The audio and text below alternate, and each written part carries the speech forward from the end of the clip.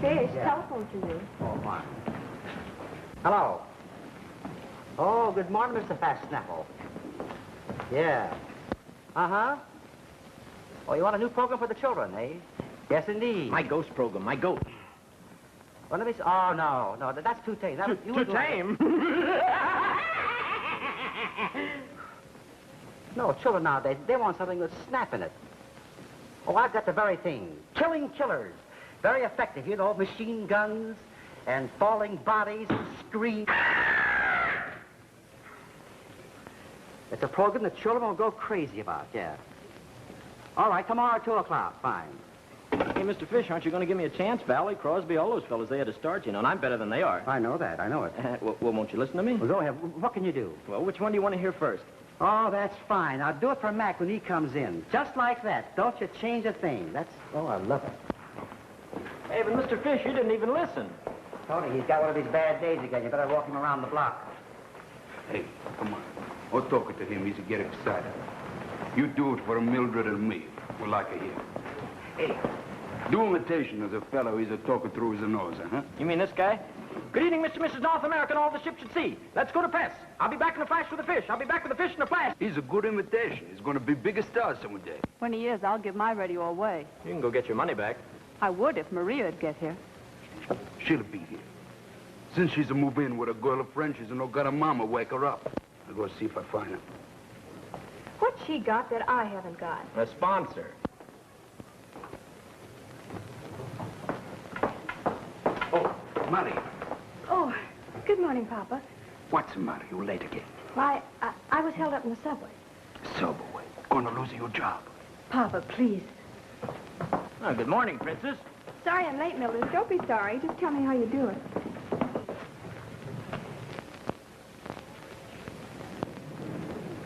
There's the man, Mama. There he is. Comes over, please. Come away. You are Mr. Kluck, ain't you, mister?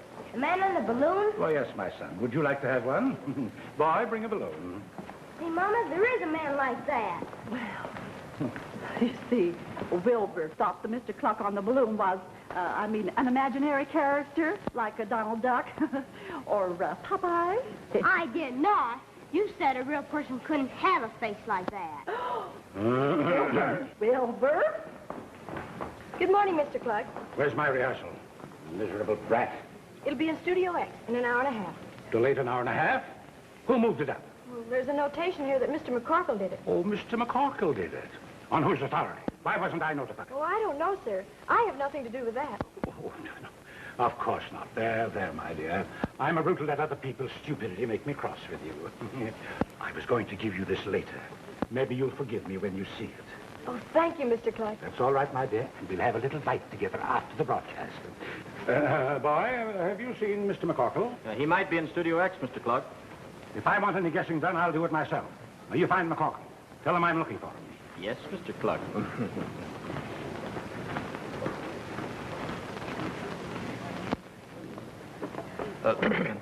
I almost forgot. I've got something important to see you about when you get through. What? I want to see if your eyes are big enough for radio.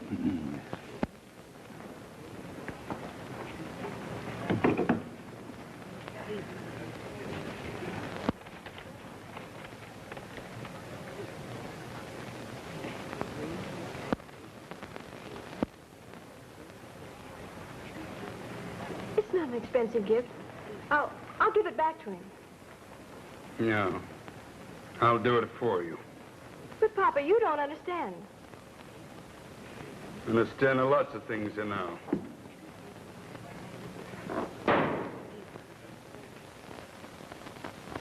I don't care what the Consolidated Censorship Department says, sis. You can't advertise Eden's underwear without using the word panties. It's their chief product. All right, my darling brother, but take it easy. You're as nervous as a cricket tying leg. You better phone the censorship department, Miss Jean. Yes. Tell them that I can't write breeches, drawers, or step-ins in any of the commercials. It has to be panties. No, wait a minute, Miss Jean. Don't phone. Go down there yourself and see what that old blue nose... Max, go ahead, Miss Jean. Tell them that the Eden Company manufactures panties, and if I can't say that on the air, they shouldn't have accepted the account. What's wrong with panties? Well, radio's prize-winning announcer. Come on in. Hello, Dave. Say, you look pale. What's the matter? Did you muff your last commercial? No, I just feel low today. I dropped in to see if the new Popola script is ready. Oh, you bet. Popola. That stimulating drink that all America goes for. Guaranteed to let you down for a nickel. Careful, sis. The old dictator's liable to jump out of an inkwell and take his account away from us. Oh, no, not today. Mr. Kluck should be in very fine spirits. His competitor just threw in the sponge and called the undertaker. Holy jumping static. Nelson's beverage goes bankrupt and the old boy takes a nosedive in his penthouse apartment. Say, that's too bad. Kluck told me Nelson was in trouble. Something about a typhoid epidemic down at Nelson's factory, but I thought it was just a rumor. It was. But leave it to Kluck to keep it going. You know, I don't see how that guy sleeps nights with his conscience. Where's MacCorkle? What did you want to see him about? Speaking of sponsors, I'm going out this way. I get enough of him during rehearsal. I swear, Steenie, if Kluck says one word to me that I don't like, I'm going to kick his teeth in. no, you don't. You can hate him, but you can't throw our bread and butter out the window. MacCorkle's doing. I want to see him. It's not Mr. Kluck, Miss MacCorkle. It's just this fresh kid. She said you were busy, but I thought you'd like to know. Kluck's tearing through the halls looking for Mr. MacCorkle. Thanks, kid, but you better cut out that imitation. Every time I hear our ducky little sponsor's voice, I want to hit somebody. Was it my voice you were referring to, MacCorkle? Oh, no, not at all, Mr. Kluck. Come right in. It's unexpected pleasure. Have a chair. Never mind the chair. Why did you delay my rehearsal? Well, we called your office to explain. Didn't you get the message? No. Well, answer me. Mr. Kluck, Miss Bellow is on the Normandy. The Normandy hasn't docked yet on account of the fog. Even a radio producer can't control that. And they said the boat will dock in plenty of time for your broadcast. I've advertised that woman all over the country, and I'm not going to take a chance. Now, you call up the police and have them send a harbor boat and an escort to get her. If I don't get some action inside of 20 minutes, my account goes to another agency. Oh, we'll take care of everything, Mr. Kluck. Hey, Mr. MacCorkle, if the boat sinks or anything, will you give me a chance? I can imitate an opera singer. Harry, Miss Bellow is a color to your soprano. Well, so am I. Listen.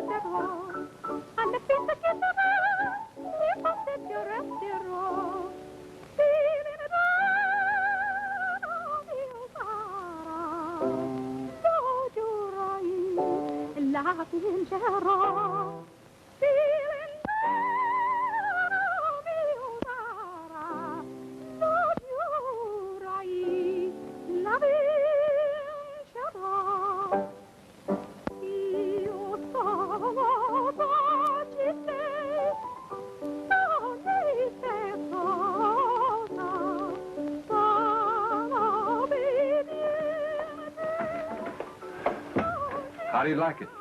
It's terrible, I tell you. It smells. You put her on the program.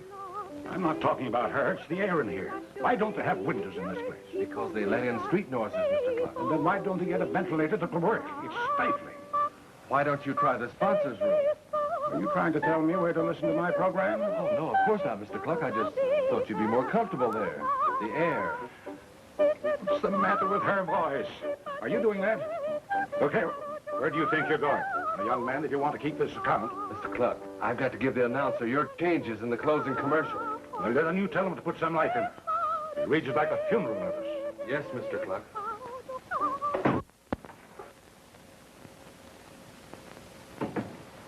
Hello, Mac. What are you doing out here? If I have to listen to that worm another minute, I'll strangle him. What's his pet hate tonight? The ventilating system says it's suffocating him. It does. That makes me very happy. Look, Feeny, will you? No. I'm not going in there. This is a partnership, and I've had it in my hair all afternoon. Now it's your turn. Oh, please, Finney, just for a minute. I've got to do something. All right, but don't be long. He affects me the same way, too. How do you do, Mr. Kluck? There she goes. There she goes again. Mr. Kluck, please. Don't you shush me. I'm trying to smooth this number out. I can't very well do it if you insist on shouting in my ears. Look, Mr. Kluck, why don't you go upstairs to the sponsors' room? I won't go to the sponsors' room. Nobody can say that Caesar Kluck wasn't right on deck when we're having trouble. But there's a deck up in the sponsors' room. Has a couch and a sort of a spittoon. It's lovely. I won't go.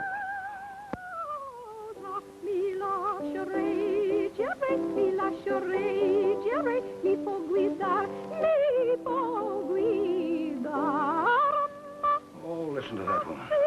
$2,000 a broadcast, and she squawks like a guinea pig.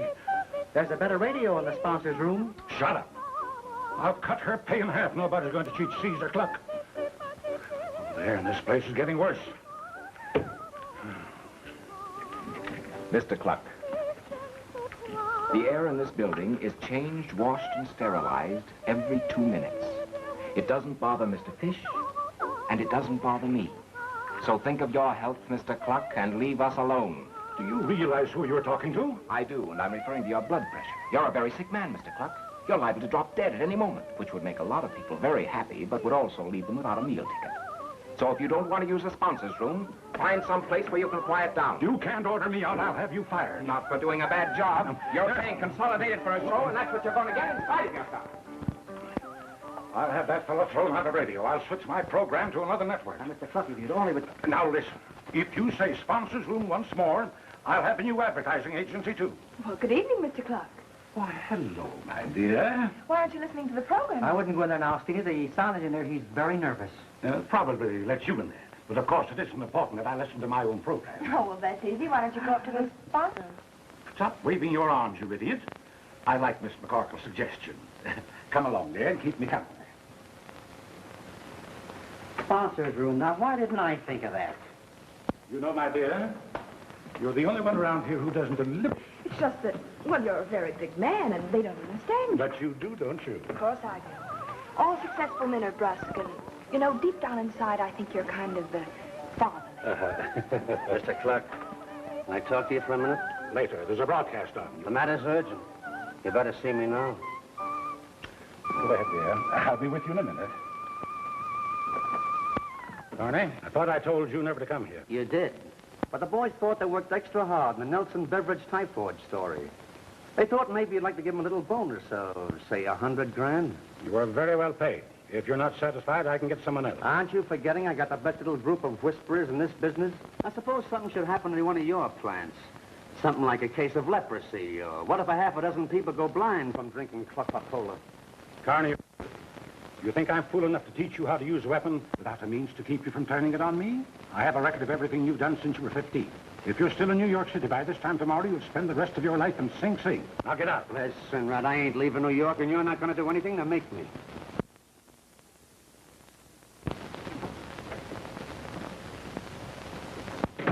Don't forget, Nelson committed suicide. Maybe something just like that could happen to you.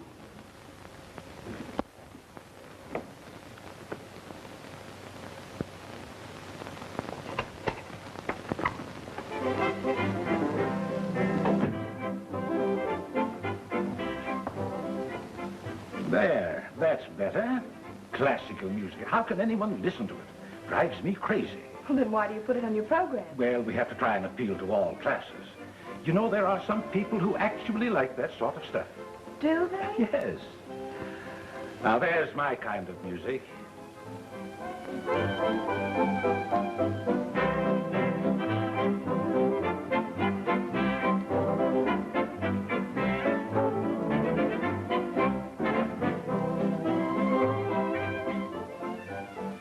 Hello, Dave. Hello, Tuttle. Look, do me a station announcement when I finish the commercial. What's the idea? They put me on the Barker's Brand Flake Circus in Studio Z, and I'll have to run to make it. Well, isn't that shoving them pretty close together? The same announcer on the following program? I don't know. I only work here. I wish you would do it, though. I don't want to start the next program out of breath. It's all right with me if Mac and Finney don't mind. They won't. And you better ask Finney. He's over in the control room. I don't want to ask any favors in front of Kluck. The old buzzer's dying to get me fired anyway. Don't worry about that. The great Caesar's up in the sponsors' room. His name would be Caesar. No. Don't sit there. You can't see. Try this one.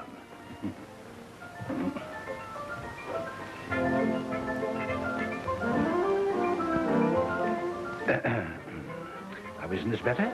Just like a theater. Don't you think we should have the door open? It's a little stuffy in here. Oh, on the contrary, it's quite cozy. Oh. My, that's a nice perfume you're wearing. Thank you. I like it. You know you're a very attractive girl, Miss MacCorkle. I don't think I ever noticed it before. Oh, well, you're just being nice, Mr. Kluck. It's probably the music or the hair or something. No, it isn't. You know, I'm considered a very fine judge of beauty. Don't be silly, Mr. Kluck. What will they think downstairs? You know very well all they can see in the window is their own reflection. Oh, please, Mr. Kluck. Remember your blood pressure. Well, that doesn't bother me half as much as you do. Do you wonder why the girls don't like you? Does the other fellow always get the good job? Or maybe you lack... That's the wrong line. He's reading last week's commercial. I'm afraid, Miss MacCorkle, this is the last straw. Oh, no, it isn't, Mr. Kluck. This is. Straight right for me until I discovered Kluck's Papola.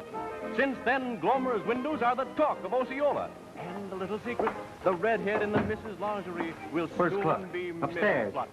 Kluck. Can you kill that speaker from down here? Why, sure. I forgot to tell Dave about Kluck's changes. For vim, vigor, and vitality, think Kluck's Papola, drink Kluck's Papola.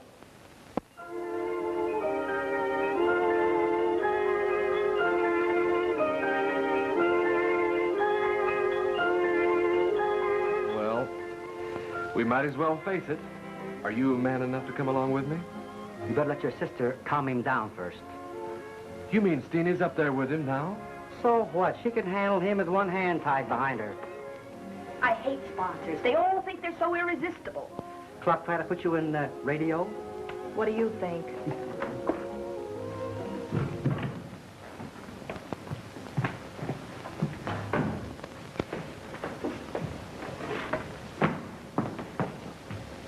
You have been listening to the Radio Forum. This is the Consolidated Broadcasting System. Well, that's another one wrapped up. I have a feeling we will be too when Mac gets through upstairs. Is Mac up there? If he isn't, I don't know the battling MacCorkles. Let him alone.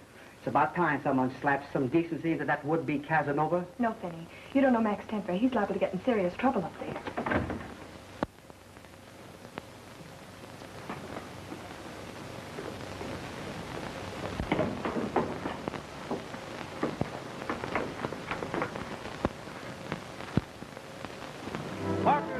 Circus is on the air with your three favorite clowns, Otto, Squatto, and Blotto.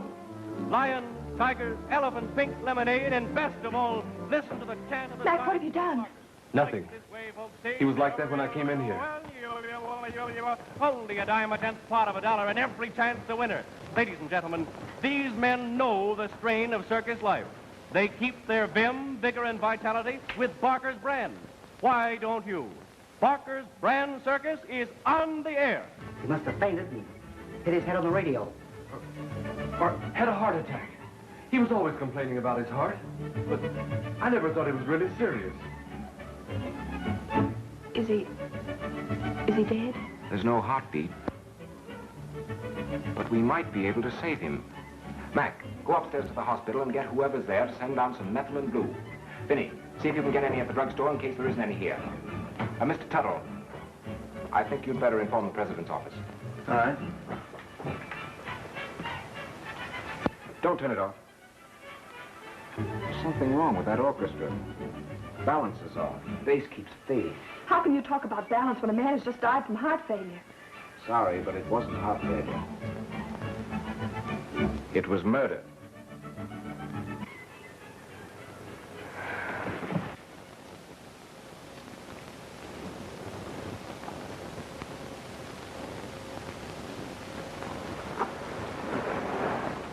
How did I get down here? I carried you. Didn't want him to take you to the emergency with Kluck. Is he... You sent the boys after something that might save him. It was too late. I just wanted to get them out of the room so you could finish your faint. Well, how did you know I was going to faint? The air pressure in that room had been tampered with by someone who knew Kluck's phobia about ventilation. I could see it was getting you. And you deliberately let me work myself up to a faint. I had to be sure.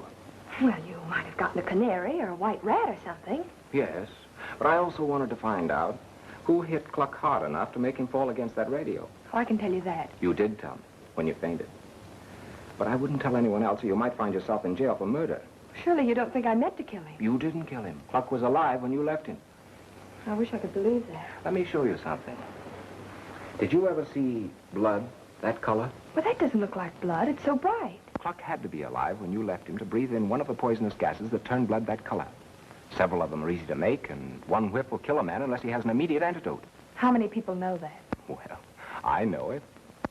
That's right, you do. And so does every high school chemistry student. That type of gas is one of the first things they're warned not to make. All right, Mr. Detective. May I make a few deductions now? By all means. Suppose the murderer wanted to throw suspicion on someone else.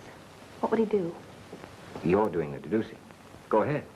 Well, he might tell an innocent suspect to be quiet, so she'd look twice as guilty when the murderer cleverly let the finger of suspicion fall on her later. He might, but in that case, he'd be very silly to remove the only evidence of her struggle with the victim, wouldn't he? You see, I found this in Kluck's hand. So? Well, it's yours, isn't it? I've never seen it before. Look, Mr. Butts, you might be a very good radio engineer, but I don't think I better leave my future to your sleuthing. But don't you see? This proves I'm right. There must have been someone else in that room after you left. Okay, mastermind, where do we go from here? Cherchez la femme? Nope. We find out how the gas got in that room.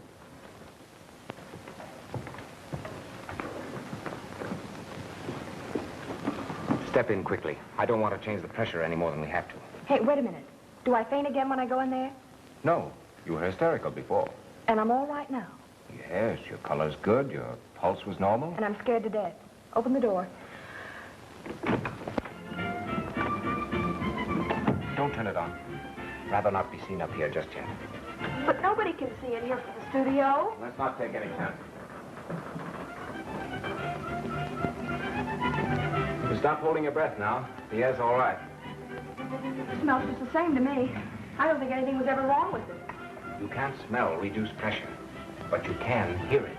Are you trying to tell me that the air sounds all right in here now? Yep. Don't you believe me? Sure. I had an uncle once who used to hear things other people didn't hear. He saw little men on the foot of his bed sometimes, too. Sound waves actually move the air. They can't move in a vacuum. Neither can brains. What? I said there's no such thing as an absolute vacuum. Everybody knows that. Besides, how could you make even a half vacuum in here? By taking all the air out of the room. And not letting any come in. Everybody knows that.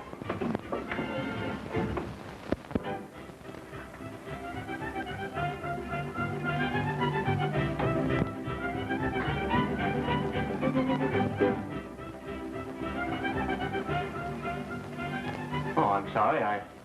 I didn't mean to interrupt. I'm waiting for my brother. Oh, I see. And the light hurt your eyes. What business is it of yours? What are you doing here, anyway? I was looking for a mechanical pencil. Green with a gold band. I thought I might have dropped it in here. Well, in that case, it's probably still around here. No, don't bother. Please don't bother. It's not of the slightest consequence.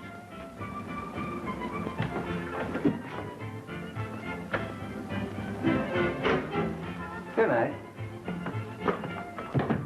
Compromise. That blockhead. You don't like production men, do you? He's no production man. I'll bet my next month's salary he never saw the inside of a broadcasting station before. Besides, never trust production men. Engineers don't call by their first name.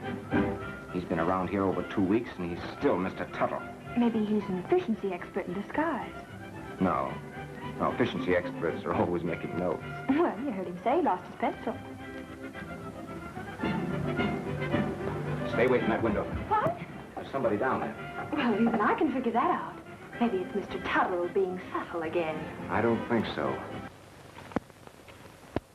You stay here. Oh, well, alone? I'll signal you from the studio if it's safe for you to come down.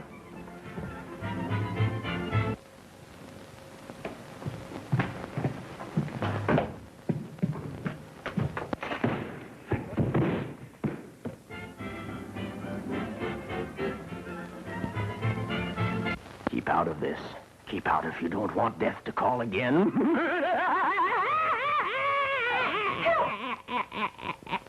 Help, Mr. Butt!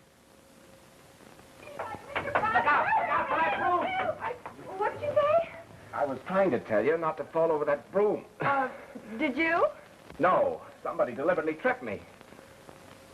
Hey, look, let's get out of here. We're both imagining things. The shower just scared me out of a year's growth. What? I heard that crazy voice say, keep out of this if you don't want death to call again. I thought he was talking right to me. He was.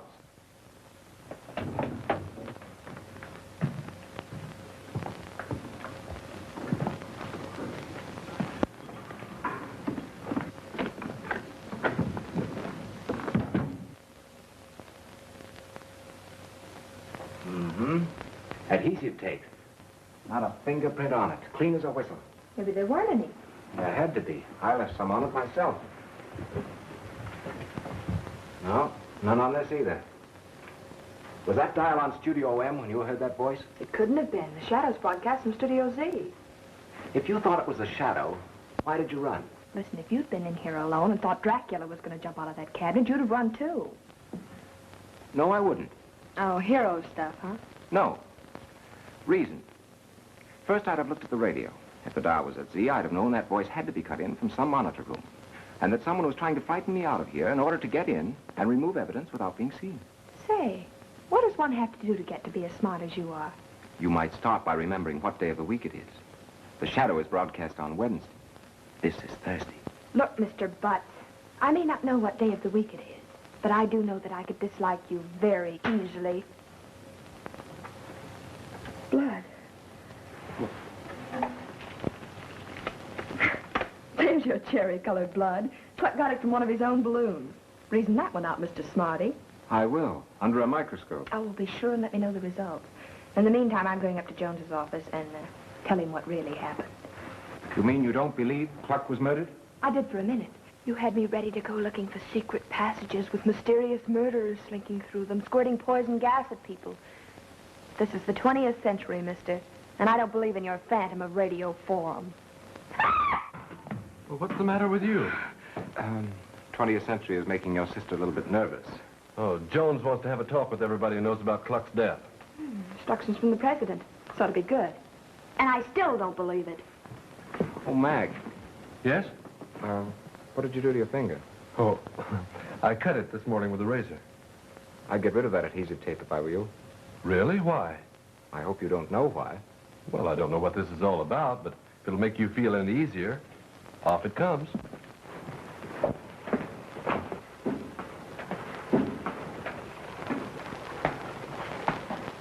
Hello, Tony. Mr. Ben, you want to tell me something, please?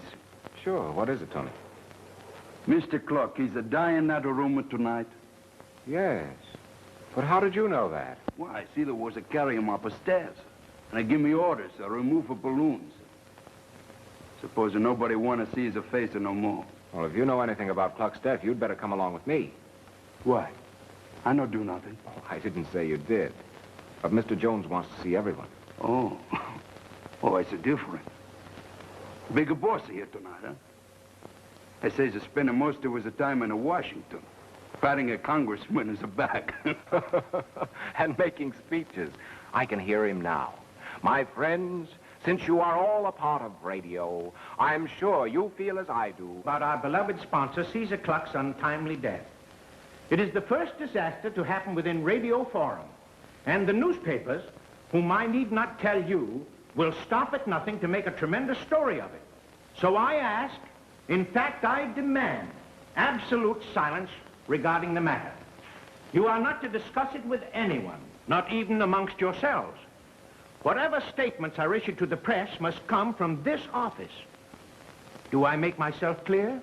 Yes, but Mr. Jones, don't you think... You can't see me. He didn't come. All right, Jones, what's the lowdown? Now, Mr. Jones, quiet, please. Now, you'll all get a statement. I shall show no partiality. But first, let me introduce Dr. Sylvester, the well-known radio commentator. And these folks are members of the Popola production staff. Frankly, Mr. Kluck's sudden death was a terrific shock to me, as well as to his friends and co-workers. The man was not only an industrial genius and advertising wizard, but he had a great soul, as simple as a child, whom anyone from porter to president at Consolidated could call friend. Never mind the hearts and flowers. We didn't come for the obituary. We want to know what happened. Yeah, well, where he died? Who found the body? Well, now, one question at a time, gentlemen. I know you must all get your papers on the street at a certain time, so I'll let Dr. Sylvester, who was Kluck's personal physician, and with him when he died, give you the details. My patient died from natural causes. Mr. Kluck suffered for years from coronary sclerosis. In other words, he died from a heart attack brought on by the excitement. C-O-R-O-N-E-R-Y-S-C-L-E-R-O-S-I-S. Who else besides the doctor was with him? Well, now, just Slower, please, once more. My secretary C-O-R-O... prepared a statement. Well, what's the use? That wasn't what caused his death. If they'd perform an autopsy, they'd find that out. Well, Let's not disturb them. Come out in the hall. I want to talk to you alone. Well, hey, where are you going? He's going to show me the new building. It's don't get excited, boys. Don't give me that stuff. What do you know? Wait a minute. All I said was that an autopsy should be performed. An autopsy on a sponsor? Preposterous. But, Mr. Jones, an autopsy will show that Kluck was killed by gas. Gas? Give me the story. How do you know? Now, wait a minute. That's a lot of rot. That's bunkum. He died from heart failure. Plain, ordinary heart failure. His doctor should know. Did you see Kluck's body? Yes. This blood stain came from a scratch on Kluck's head. It shows evidence of... there's nothing to this. All city dwellers inhale small quantities of gas. From automobile fumes, burning rubbish, a dozen things. We don't inhale enough to turn blood that color, Doctor. Well, how could gas get in here? Why, we pay a lot of money for this air. Why, the ventilating system cost $500,000. I found the ventilating system had been tampered with. Ventilating system? Gas? Let me that telephone. Hey, wait a minute. Stop. Get me the star. Hurry up. Yeah, make it snap. Quite interesting, this newspaper work. What? I say your friend, Mr. Butts, he's a hero. He's a sap. Hey, boy, get away from that phone. Hey, you can't print stuff like that. Butts is crazy. Let me have that phone. The ventilating system and gas got in and killed Kluck. Yes, Wait a minute, I'll call you right back. Thank you. Is there another telephone in the other room? Yes, no. You idiot. Get out of here. You're fired. Get out. Do you hear? Okay, Mr. Jones, if that's the way you feel. That's the way I feel about it. And you listen to me. If any of you breathe a word of this around here, I'll fire you. Furthermore, I'll sue for libel, slander, and defamation of character. I'll show you who's... What do you want? How don't you answer that phone? Oh, hello. Hello.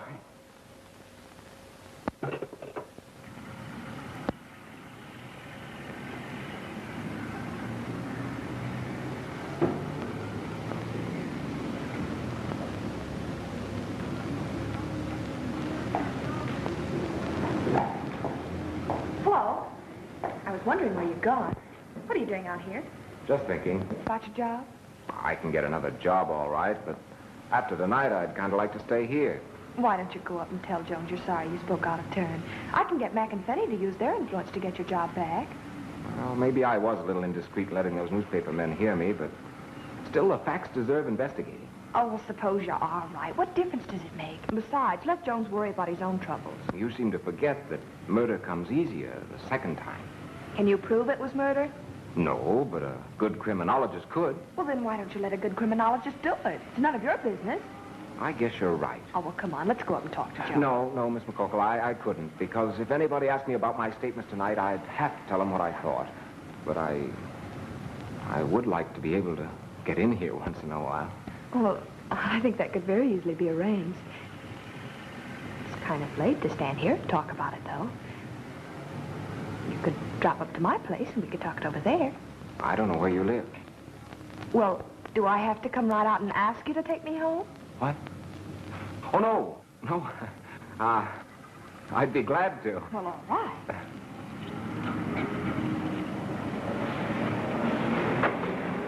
That's the girl. You're not going to do it here, are you, Joe? She's the only one who can put the finger on me. Yeah, but there's 100 people around here. Are you busy? No, lady. You want a cab? Get down!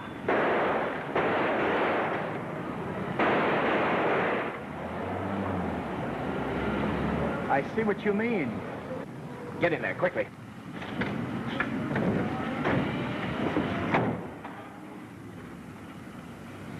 You can sit up now. I recognized that man with the gun. You did? Who was it? Well, we were on our way to the sponsors' room, and he stopped Kluck out in the hall. And Kluck didn't seem very happy about it either. Then that's why he took a shot at you, so you couldn't identify. Now do you believe Kluck was murdered? Well, I don't think that fellow was shooting at clay pigeons. Lose something? My purse. You didn't have it when you came out. Well, I guess I left it at the studio. Why don't you tell me something about yourself? Just in case I have to have it chiseled on a tombstone or something. I'm very unimportant. My full name is Benjamin Franklin Butts. Why? I was born on Franklin's birthday. Oh. It could have been worse, you know. Could have been St. Swithin's Day. Or April Fool. Yeah. Go ahead. I studied at 5 colleges, took postgraduate work in chemistry, physics, biology, bacteriology. That's enough. Haven't you even got a personal side? Sure. Sure, I wear wool socks. I have 2 fillings in my back teeth. I press my own pants, and I'm very glad that something like this happens to know you better. Well, how long have you felt that way? About 1.5 years. A year and a half? Mm-hmm. Why didn't you let me in on it? Well, I guess I'm not impulsive. Impulsive? Brother, you're terrific. You had no right to publish that story. I'll sue every newspaper in town. Well, you can't destroy a $30 million business. I'll make you prove every word of it. There is no poison gas in this building. The air is wonderful. It's the purest in the world. I ought to know. I've been here all night. What's the matter with that bird? I don't think there's anything wrong with it. Think? Well, you'd better know. If one of those birds so much as nods its head, I want to know about it. Hello? Hello? He hung up on me. Oh, what am I going to do? Every editor laughs at me. It's the chance they've been waiting for. They call me an advertising burglar. They're out to finish me. And they will if you don't do something. So far, I've been able to laugh the corner out of looking at the body. But if those reporters start hounding him, there's bound to be an investigation. And you can't afford that, and neither can I. Couldn't we just bury him or ship the body away? Don't talk like a schoolboy. You know we can't. As far as we know, Kluck had no relative.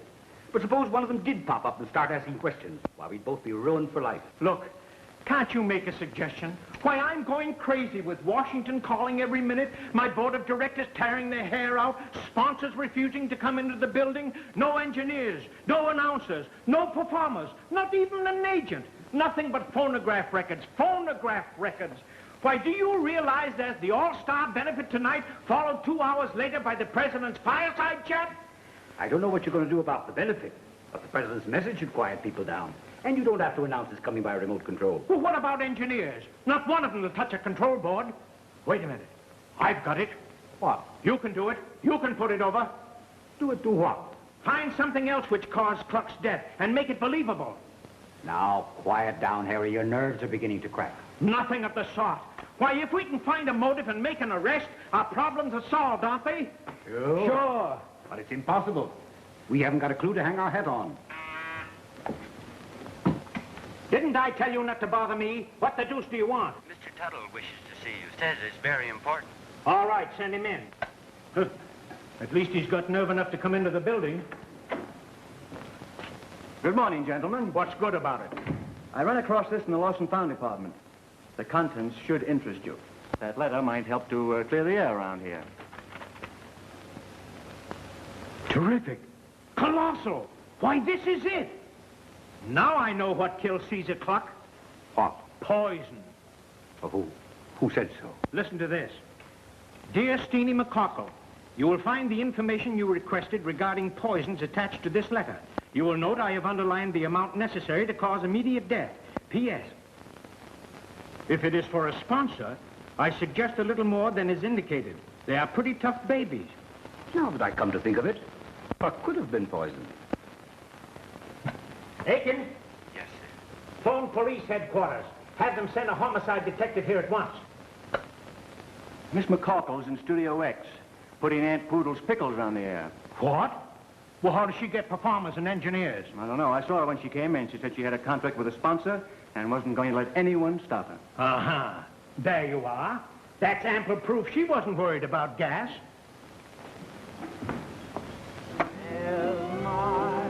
Well, he's the last person I expected to show up today.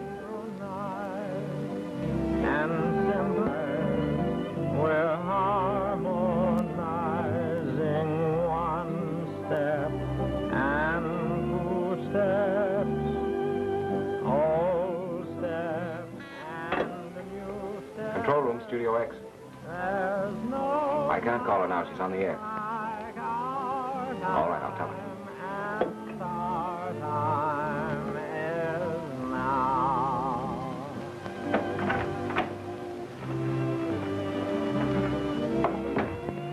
Well, who is it? I don't know. Why don't you take that thing off? There's nothing wrong with the ventilating system. Well, that isn't what you told me upstairs, and I'm not taking any chances. What I told you upstairs. This program is brought to you from the cool kitchens where Mrs. Poodle's pickled goodies are made. And to show you how Mrs. Poodle appreciates your loyalty, Mr. Fish will tell you about our special gift offer. If you want one of our dainty pickle forks, all you have to do is to just send one cellophane wrapper from our deluxe dill pickles and 1 dime to defer the cost of mailing. Until tomorrow, dill-de-dill. One step and 2 steps, old steps and new steps. There's no time like our time. You're listening to Radio Forum. This is the Consolidated Broadcasting System.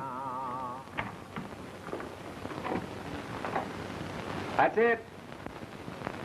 Thank you very much, Harry. Is there anything else I can do, Miss MacCorkle? And how? You're going to be the Vanishing Cream Troubadour. He will vanish when he hears me. Come on. Oh, Miss MacCorkle. Steenie to you. Mr. Jones wants to see you in his office. Okay, thanks. Did you want to see me, Mr. Jones? Yes. I thought I fired you. You did? Mr. Jones, I want to suggest... Never mind your suggestions. You get out of this building. I'm now working for MacCorkle, and Fish. If my boss tells me to go, I'll go. Oh, is that so? Well, what's the matter with you? He's a radio engineer. Huh? The president's fireside chat. Oh, yes, of course. But I may have been a little bit hasty last night, but the fireside chat of the president... Don't you think we'd better get this over with first? Yes, but Butts has nothing to do with it. Nevertheless, I suggest that we proceed before the police arrive. The police? Miss MacCorkle, is this your purse? Why, yes. Where'd you find it? Never mind that. I suppose you know this letter was inside it. Oh, that? I'd completely forgotten about it. You seem to have forgotten a lot of things. Yeah, things that are damaging enough to convict you of the murder of Caesar Kluck. Let me see that letter. Now, it'll do you no good to destroy it. We've made copies, and witnesses will testify they saw the original. It doesn't mean a thing. No? No. Well, perhaps you'll change your mind. Dr. Sylvester has discovered that Mr. Kluck died from poison. And Miss MacCorkle was the last person with him. As far as we know. Well, we know she learned about poison. This box of tablets was found in your purse. The contents would kill several people. Not so fast. I admit the letter. It referred to research of a series of crime stories I'm writing. But if those pills were in my purse, somebody put them there. Mm-hmm. Well, you'll have to explain that to the district attorney and a jury. Mr. Jones, the homicide detectives are here. Show them in. I can't. They're down in the street. What? Yes, sir. They've been reading the newspapers and refused to enter the building. They said to send the prisoner down to them. Let me talk to them. You might as well send them back to headquarters because there isn't going to be any arrest. Unless they want to take Dr. Sylvester. Sylvester? Yes. Kluck had enough poison in him to kill the average man. But Dr. Sylvester didn't have to perform an autopsy to find that out. Because he gave it to him. That's ridiculous. What? What is he saying? He's trying to bluff you, Harry. Get me the district attorney's office. If you put this girl under arrest, I think the DA should know that I saw Kluck take a tablet of a certain drug just before his death. And the label on the box carried your name as prescribing physician. I wouldn't do anything hasty. Then you did? Oh, no, of course not. I did prescribe a heart stimulant for Kluck, but if he took an overdose, it must have been an accident. Now that I come to think of it, I'm sure it wasn't poison. Then what did kill him? Now, don't say gas or ventilating system. Mr. Jones, if you'll give me 24 hours, I'll find out who did this thing and prove there's nothing wrong with your ventilating system. Well, that's time enough to ruin me. Well, you're ruined anyway if we don't solve this case. Come on, Steenie. I'll take this before you boys decide to plant a shotgun in it. A shotgun? Now, calm yourself, Harry. Uh-huh.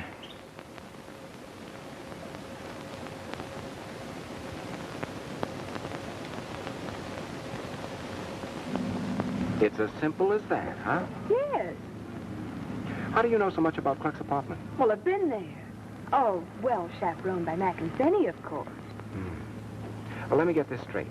We go in the theater, up in the balcony, out on the fire escape, across the roof of the garage, jump the alley, and then where are we? We're on the terrace that leads to Kluck's apartment.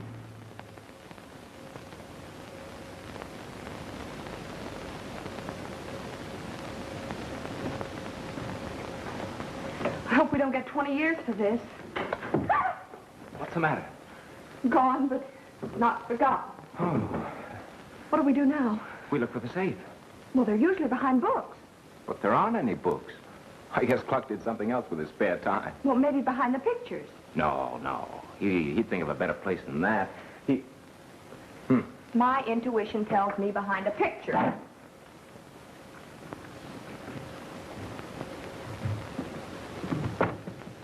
I'll betcha. You win.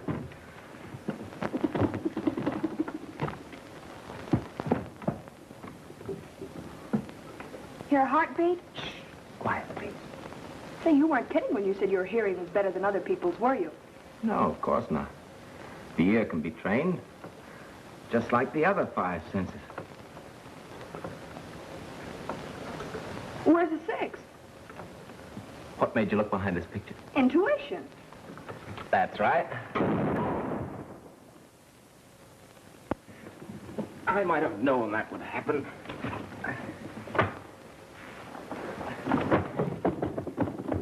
You mean you're not dead? Not yet. That was just a vial of acid set to go off in case someone opened that safe who wasn't supposed to. These papers must be important. I bet that report was heard for blocks. Well, let's get out of here before someone decides to investigate. The doorman. Is there any other way out of here? I've got it. Come on. Well, what do you... Here. Get behind these curtains. Well, what about Get you? behind there and stay there. But listen. Yeah, shut up.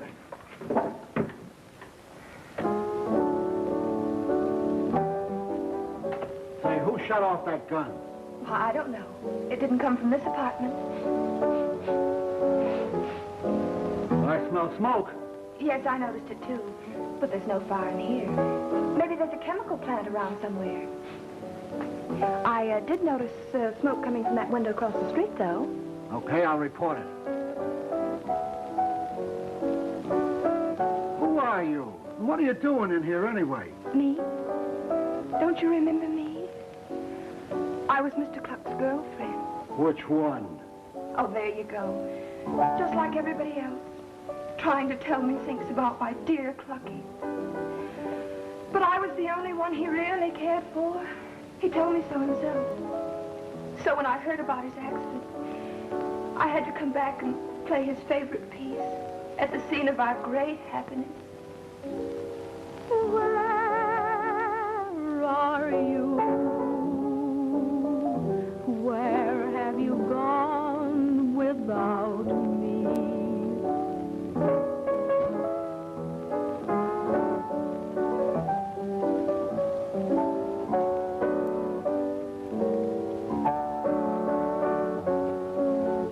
How'd you get in here?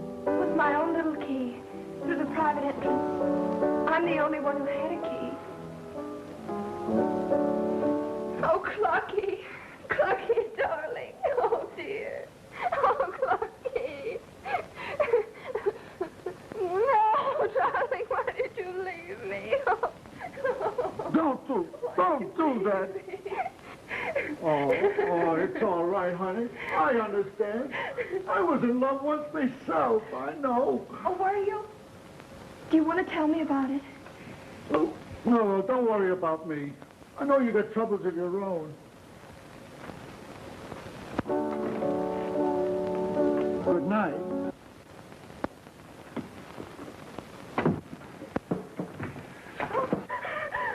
Say, you ain't going to commit suicide, are you? No, no. All right. 'Cause you weren't supposed to be in here, you know. Of all the disgusting exhibitions. Why didn't you like it? Oh, I do so want to be an actress. Really, I do, really. Come on, let's get out of here. Not until I see that fellow down on the street again. Nobody could be that dumb.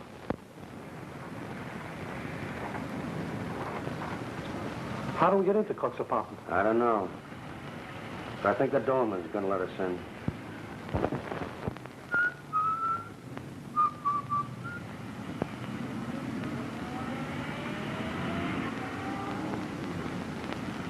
Say, there's no private entrance. What's that dog giving me? Oh, excuse me, Uh-oh. We've got to get out of here. Well, what's the matter? That fellow who took a pot shot at you just held up the doorman. He must be after these. Well, there's enough evidence in here to send him up for life. What are we waiting for? Oh, well, what are you doing now? Hello. Hello, police headquarters? This is 618 Park Avenue. I just saw a man break into Caesar Kluck's apartment. I'm sure it's robbery. Radio for him, driver. I wonder what's going on up there. Still playing phonograph records. There go those ears again. Kluck certainly had enough on Carney. He's wanted in California for robbery, in Texas for mayhem, and in this state for murder. Well, then that solves our case. Carney waited till I'd left Kluck alone in the sponsor's room and then came back and killed him. How? Oh, choked him or scared him to death or beat him. A man who carries a gun generally uses it. And Kluck wasn't shot. Well, a gun would have made too much noise. No, it wouldn't. That room's soundproof. Still, this does give him a motive. And the fact that he was in the building time, together with his police record, should give the DA enough evidence to get a conviction. Still, there are several things that don't tie together. Well, what are they? Well, the voice that frightened you out of the room, the tape ventilator. Do you think Carney would know enough about radio to do those things? Well, he might. I doubt it. Hey, here's a notation. Paid to Dr. Sylvester, April 17th, $10,000. Here's another one. Paid to Dr. Sylvester, $5,000. What could that be for? For a broadcast, maybe? Well, he's never been on one of Kluck's shows. Maybe he was paid to stay off of them. That's it. Can we get a transcript of Dr. Sylvester's broadcasts on these dates? Well, I'm sure we have them on file in the office. Good. Greetings and salutations, ladies and gentlemen. That's not a phonograph record. That's the All-Star Benefit Show. Personally supervised by MacCorkle, Fish, and the absent MacCorkle. Video, so help me out. And now the time has come to lend ideas to au revoir, pleasant dreams. Think of us when requesting your things here. And now, good night, Bonchitio, bless you. When the blue of the night meets the gold of the day,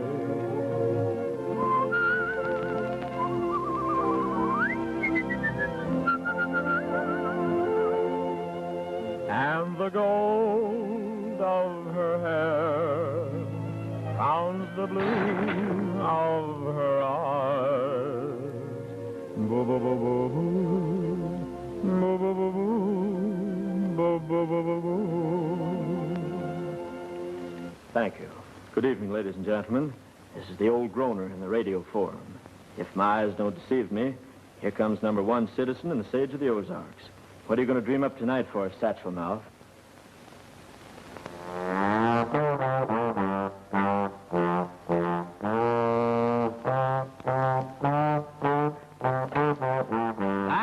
Thank you. You know, I certainly appreciate being on this program with you. I can remember when I first started out down in Van Buren in Grandpappy's stable. He had a stable there, and I was stable boy.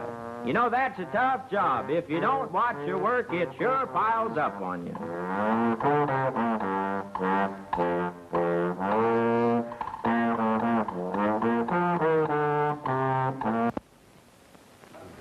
Oh, is this the boy who does the imitations? This is the boy who did the imitations. Do you suppose you could imitate my voice? Later. In 5 minutes, his voice will be the Lonesome Cowboy. Hi-ho, Rover! Whoa! Kid loves his horse. Here it comes. Get him up. Come on, boy. Hey, wait a minute. Wait till I get it back to full level. You've done very well to get us this far. Come on, leave it alone. Well, where have you been? Safe cracking. We've got enough dope here on Kluck's killer. It's in the bag. Steenie, you'd better come with me. We've plenty of work to do. Hurry up, boy. Go to the wrong elevator. Maybe walk with you? I'm sorry, but we're going down. But then I'll go down. Oh, well, I'll match you. You shouldn't have said that. But why? I think Carney did it. Yeah, but you can't think. You've got to know. I overheard your remarks, Steenie. What makes you think you have Kluck's killer? Oh, various reasons. Why do you ask? I have a hunch that I know who visited Kluck after you left him in sponsor room X. You have? Who? I accidentally overheard an argument between Tony and Maria. It seems that Kluck gave Maria a diamond brooch. Her father might have dropped in to give it back to her. Well, that's very interesting, but why tell us? Mr. Jones is the one to know. Well, it doesn't mean anything one way or the other to me, but I had understood that you'd guaranteed to find Cluck's killer, and I thought I'd give you the tip. Well, thanks a lot, Dave. You've helped a lot. All right. Good luck. Well, what do you think of that? I've got the brooch in my pocket. There's Maria. Let's check it. Hello, Maria. Oh, no one seems to want any information today, so I have to do something to keep awake. Maria, did you ever see this before? No, never. You sure? Yes. That's funny. Because both your fingerprints and your father's were found on it. All right. It's mine. I mean, well, Mr. Kluck gave it to me, and Papa saw him and took it away from me to... But Papa didn't kill him, honestly, Mr. Butts. Mr. Kluck was alive when Papa left him. Where is your father, Maria? I don't know. I'll see if I can find him. Well, this puts a different light on our theory, doesn't it? Did you really find her fingerprints on it? No, but I could see she was lying, and I wanted to trip her up. Boy, are you some tripper-upper. I fell for it myself. Well, you get to work on those papers, and I'll join you as soon as I've seen Tony. Tony!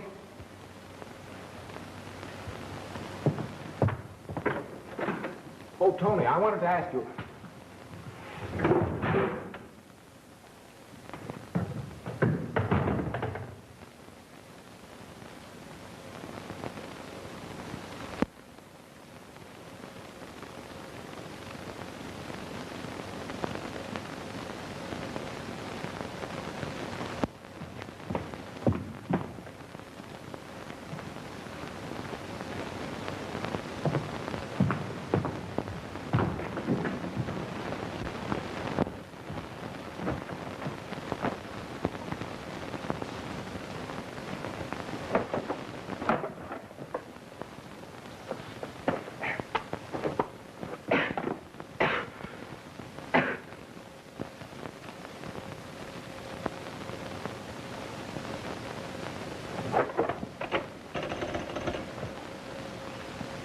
Hello. Get me MacCorkle's office. This is Ben Butts.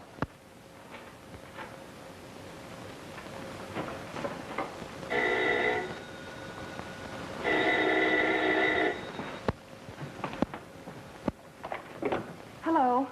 Oh, Ben. Ben, listen, I got it. Carney worked for Kluck and... What? I said Tony's been murdered by a balloon full of gas. Are there any balloons in your office? No, but look, I'm trying to tell you that... Balloons? Yes, there's one right here on my desk. Then take it to a window and toss it out and get out of there.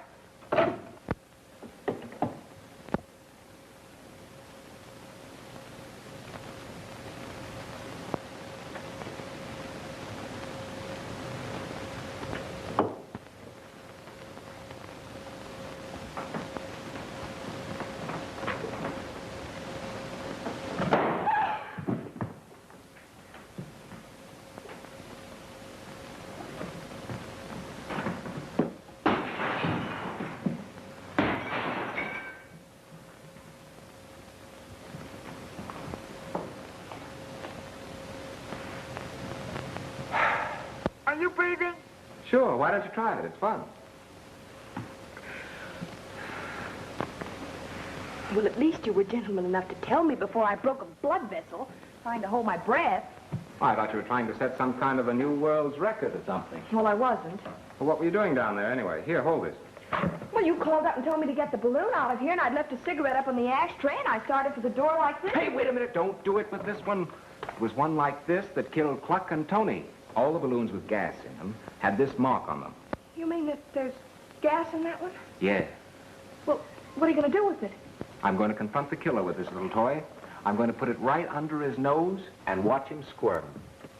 Butts, you promised to deliver Caesar Kluck's killer. Instead, Tony Lisotti has been murdered. Yet you do nothing but assemble the only people who are trying to keep Consolidated going. Patience, Mr. Jones, patience. I didn't let you down on the fireside chat, did I? The new deal is going serenely on. I insist you let us know what you know. Mr. Jones, if I point out the murderer, will you capture him? Yes. No. Then suppose we wait for the district attorney and his men.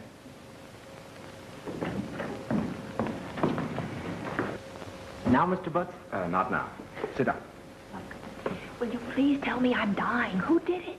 I haven't the slightest idea. The district attorney. Oh, come right in, gentlemen. How do you do? Mr. Francis, this is the young lady I was telling you about. Nice work, Miss. You mean catching Carney? Well, I had it all figured out from the start. Well, then probably you can tell me. Oh, well, no. I'd rather you ask my assistant all the questions. Did you get anything from Connie? A full confession. Well, that should interest Mr. Tuttle. Did you find the pencil you were looking for last night in the sponsor's room? Green with gold band? Well, now that you have me, I might as well confess. For a long time, the local authorities have been trying to stop Kluck's whispering campaigns. But they were never able to get enough evidence to prosecute on. So they appealed to the Federal Communications Commission. I was sent up from Washington to find out whether Kluck was paying Dr. Sylvester for boosting Popola and knocking his competitors. He handed Kluck a message when he came in last night, but it wasn't among Kluck's effects. So I went up to the sponsor's room to look for it. I see. By the way, Doctor, why did you remain in this building a full half hour after your Nature Oil broadcast? Why, I talked with the engineer for 15 minutes about my speech, and then I had business with Mr. Jones. Caesar Kluck was killed after the Popola broadcast. Did it take you the next 15 minutes to get to the reception room? No, but there was no reason to rush. I had plenty of time. Yes, you had plenty of time. Time enough to go to the upper corridor, wait for Steenie to leave Kluck, then slip in and kill him. You're mad. Maybe you're right. Doctor, I understand you're quite interested in Harry Lake's imitations. Yes? Ever hear him do the shadow? Did anyone tell you to do that laugh last night? Well, oh, stop all this. I did it. I taped up the ventilating system, but I did it to scare Kluck, not to kill him. Then you tripped me on the staircase and had Harry frighten your sister over the radio so she'd leave the room and you could get back in and remove your fingerprints in the adhesive tape. Yes, but when I learned about Kluck's death, I was frantic. But I didn't use poison gas. I don't know anything about it. I know you don't. Or you would have removed the broken balloon that killed Kluck when you destroyed the other evidence. How can you kill a man with a balloon? Hit him over the head with it? Come here, Finney, and I'll show you. Hold this for a minute, will you? Is it heavy? I'm awfully tired. Suppose this balloon was filled with a deadly gas, and the murderer wanted to stay at a safe distance. He could take an ordinary soda straw like this, and an ordinary pin with a little wad of paper on it, and then he could... Don't bring that balloon in here. But there's no gas in that one. But there is, I said. There's your man, Mr. Francis. You don't need those. Well, how about it, Dave? All right, I killed him. He ruined my father, who was president of Johnson's Beverage. And with our business gone and nothing left, I came to work here. I won a Dixon Award, and Kluck demanded me for his program. Nelson committed suicide. It was to me as though Kluck had killed him. I tried to forget, but I couldn't. His face was everywhere, even on these balloons. They were driving me mad. So I figured out a way to use them to kill him. But why did you kill Tony? I didn't kill Tony. I put the balloons everywhere I thought Kluck would go. Tony must have accidentally broken one when he was ordered to pick them up. All right, young man. Aiken, get me the publicity department, legal department, and every newspaper in town. I want you to dramatize this story for the Cavalcade of Time. The nation should know. Butts, you're going to be the head of the engineering department. Oh, gee, won't that be nice? You can be around all the time now. I'm sorry, but I'm going away for a while. But I'm offering you a big job. Well, thank you, Mr. Jones, but I'm afraid that'll have to wait. You see, I have another scientific problem. Miss MacCorkle and I are going to work it out together at Niagara Falls. That is, if she can decide which one of these names she'd like to use. Well, any one of them's all right with me. Well, let's go. Oh, Harry. Now.